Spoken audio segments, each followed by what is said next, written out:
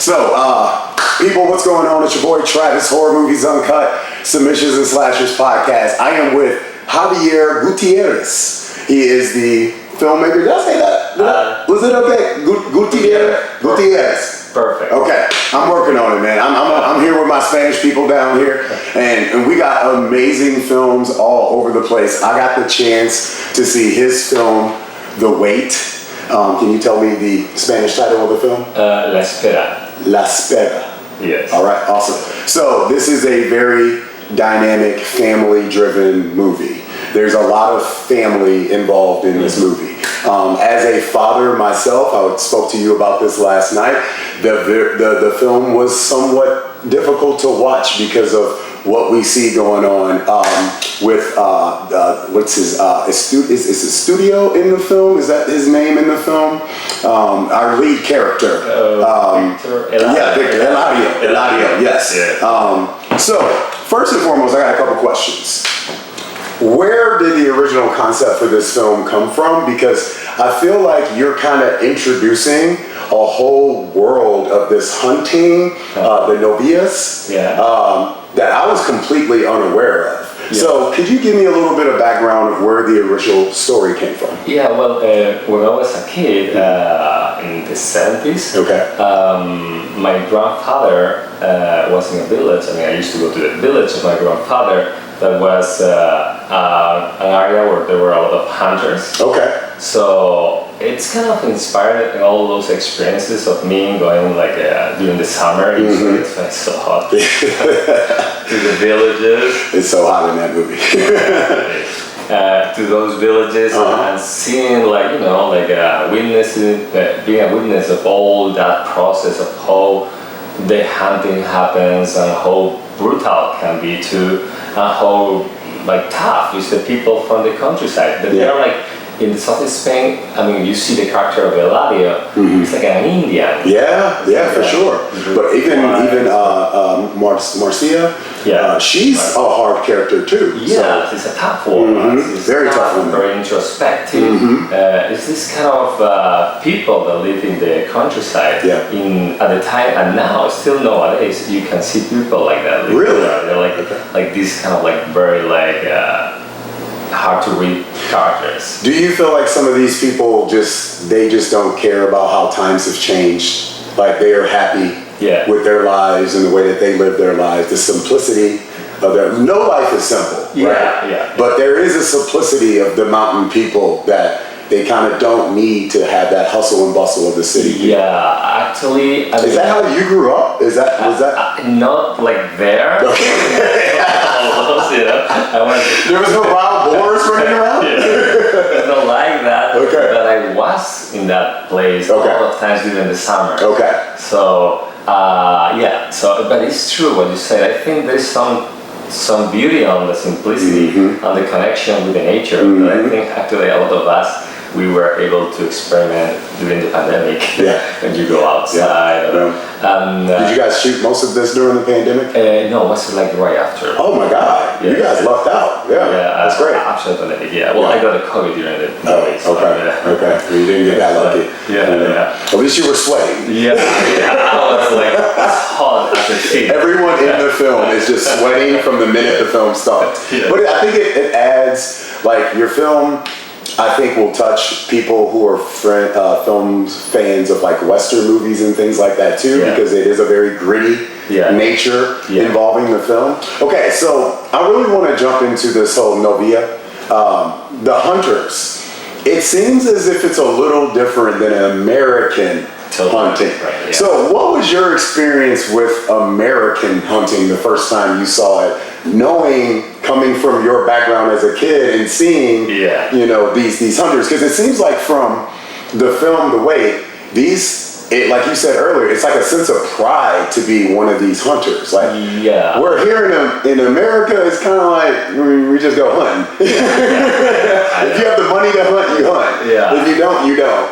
So what was your take on the hunting here as opposed to where you're from? I'm not an expert on hunting in the US. I know very well how it works in Spain because I grew up watching. I don't hunt myself. Right. Like hunting, but I think it's it's very interesting.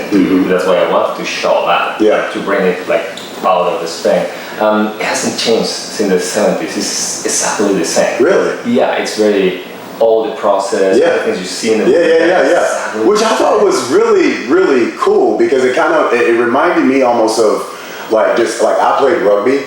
Yeah. It was like a team. It was like, hey, everybody get together. Yes. Fight, go. Yeah. You know what I mean? Where you don't. That's not really what you see here with hunting. Nothing to do like that. Yeah. I was actually documenting for the movie, talking to friends from here, from Australia, from New Zealand, asking about how works the hunting there. Just because only for the subtitles I needed some, information how to translate certain like terms into English. And they didn't exist because there was no like You know, I thought that was I was watching the film and I'm like, that does not match. But yeah, I see what you're saying about that now. So the terminology, of course, is different, which makes a lot of sense. So let's talk a little bit more about the film because one of the things now, while this is a very human-driven film, when you're seeing this couple, there's something tragic that happens and then it just becomes a downward spiral. And that's what I like attribute with his character is that he's dealing with a downward spiral, okay?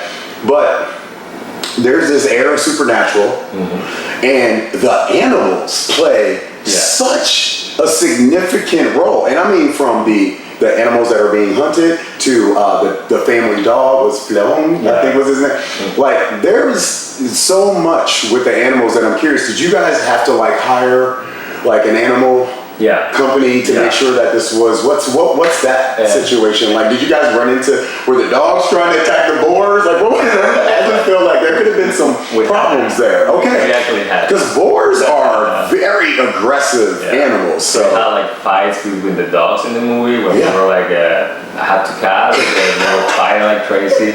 The boar was like in the parking lot, like it was like crazy. Chase just running around.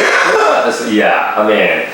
The movie Did you get any messages saying you're no longer allowed to film here anymore? I mean, we had a team of people that they took good care of them. Obviously, we are all animal lovers in the movies, So, but oh my God, it was complicated to direct because we have like, as you see in the movie, we have all of them. Yes. Like not like only like hunting. I'm not gonna do spoilers. Right. They're in there, and that's why I was quick to say when I was watching the film, I'm like, okay, you are understanding the dynamics of the humans, from Don Carlos to everybody. Like everybody plays a part. But the animals play a part too. And without the animals, you wouldn't have the story. No. So they play a very, very significant part. And there's something interesting about the people in the countryside too, especially the caretakers. Yes. As I told you, they're like Indians and they're very connected with animals. So they respect nature. Right. Really. Like even in the movie when he tells them hunting. Yeah, he's talking about, hey, you can't overdo it. And for sure. The ceremony of the kid thing and everything. So I wanted somehow connected that show that, but at the same time, the brutality of the human nature that is there. In the whole movie, you see the evolution of the human nature, all the beauty and the darkness, and the mystery of the human nature.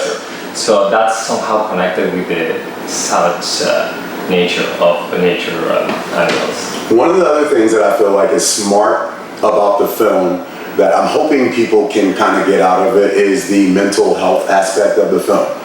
Isolation, being in this mountain area, having lost, grieving, how these things manifest in your mind could be terrifying. And you did an amazing job of showing how terrifying these things could be. I'm curious, whenever I see something like that, it always makes me jump into your own personal background. Like, did you have a great relationship with your father? Were you guys big family, like very family oriented? And has anyone ever, including yourself, dealt with any type of those mental anxieties and stuff? Because I feel like it is an important piece of the film, especially to understand the characters. Yeah, that's actually a good question because I had like very good connection with my father. He actually passed away before the movie. Oh, I'm sorry to hear that. And my condolences. actually I have like a little tribute to him. The hat of the lead character. Okay. On the backpack. It's like kind of a homage. Okay, I love hearing that. Yes. Yeah, I didn't talk about that. Yeah. Pretty bad. Yeah, there's a lot of that. After he passed, I was here, and the whole pandemic happened, and I was kind of isolated too, dealing with that grief. So yeah, it's like it can be really hard. For sure. And I think that I like always to explore inside the human soul. Yes. I did it with my first movie Before the Fall that was talking about doing the right thing by knowing that everything's gonna fall apart. Yes. An asteroid was coming to destroy the planet. And all these human relationships with your family and your family. There's a lot of great conversations in that movie. Yeah. Yeah, I remember seeing that. There was a lot of great conversations in that movie. Yeah, that's so in this one I wanted to explore the grief, the feeling of guilt, deal with the isolation, as you said, how hard we can be with ourselves. Well, you always hear about the crazy people living in the mountains, right? Yeah. But unless you're there with them day to day, seeing the stuff that they're going through, you don't really understand that it's not necessarily crazy or not crazy. Yeah. It's just you have to be in that situation to really understand. You have to feel that isolation, that despair. You know, I feel like, you know, you always hear these stories about people who just will not leave the mountains because they want nothing to do with today's society. And you look at them as they're behind and that they're not with the times. But it's possible that they may have it better than us, you know? Now in this film, it does not seem that way. But one of the things is our main character does seem content with having a job. This is his life. Yeah. You know, he doesn't need more than this, right? Do you feel like eventually we're going to get to a point where we no longer see characters like this? Well, it's getting to that point. I think the room is just dimming on us. I don't know what's going on. We're good. We got a light, so we're good. Yeah. Supernatural elements, people taking over during the interview. Something something's going on, but we're good. They can see us, so we're fine. So yeah, I think like that kind of character, look the society we are living in. Like everything is fast. The streaming services, you have no patience to see a movie. Even if you see like an old western from Sergio Leone, my God, they're amazing. I mean now people they are like, okay, they were amazing, but they don't have the time to appreciate the timing.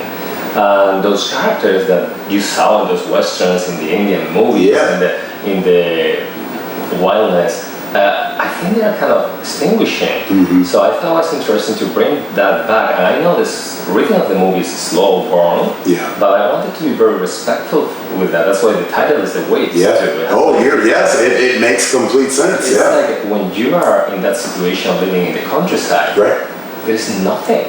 It's you and the sound of the flies. And I wanted to respect that in the movie. If you notice in the movie, there's like almost 40 minutes of silence. Only the guy alone dealing with nature. But I feel like if it's done the right way, it does not seem like it's that long because you're so invested on what the character's doing, what